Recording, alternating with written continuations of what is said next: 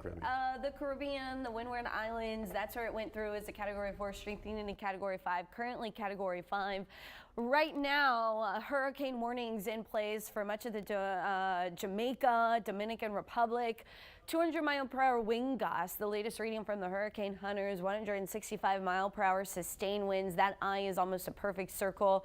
Never something you really want to see. While it's kind of fascinating to stare at and look at, when it comes to the danger of the storm, you don't want to see that, right? So wind is out of the west-northwest at 22 miles per hour. That's the movement. So this storm is booking and it's moving pretty fast, especially for this strong of a storm.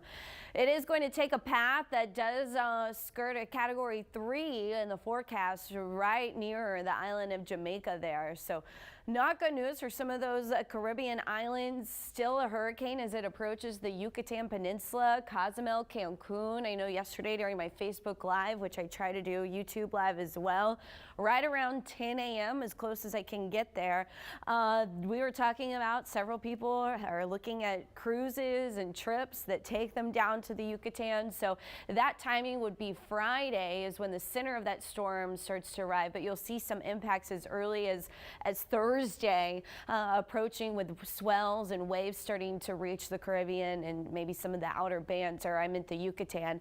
And then it will cross over into the Gulf. Notice the hurricane center forecast, the cone does have a bit of a curve possible, so they are taking that into account.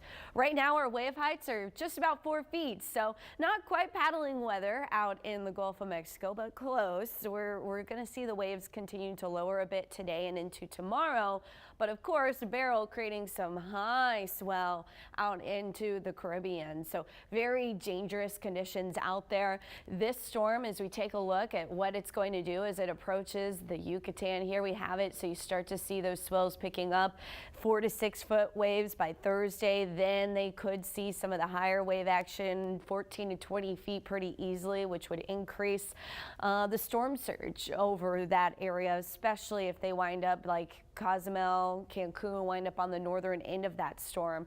As we continue on, this is what it could be starting to look like in the Gulf of Mexico. If we see some higher waves or swell action, that's looking to be Sunday into Monday. So I'm not going quite as high as some of the modeling is showing, but 3 to 5 foot waves there pretty likely at this point, Sunday and Monday, no matter where the storm goes.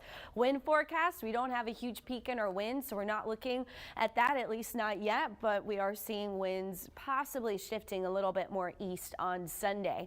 High temperatures remaining hot, especially these next few days. 4th of July could be really hot feeling. We're talking 113 there for your heat index, and looking at our isolated shower opportunity. But overall, really today we're looking pretty dry. It is still hot out there. So high pressure, that's why we're dealing with all the heat. Very little rain in the forecast today or tomorrow.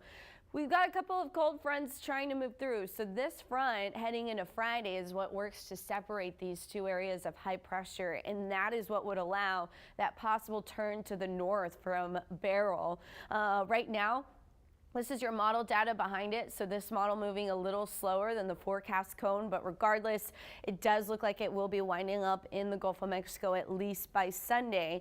Then it would be Sunday, Monday, Tuesday, whether it continues on straight toward Tampico, where all of the action has been going because of our high pressure ridge, or turning north there toward Texas or Louisiana. So for our 4th of July forecast, not too much to worry about except for the heat. Also some wind. We could see some gusts around 25 miles per hour at firework time. So Saharan dust, it's in the forecast now and tomorrow, but I think we see a secondary plume Thursday, Friday, Saturday, and Sunday, which will make it, you notice it a little bit more.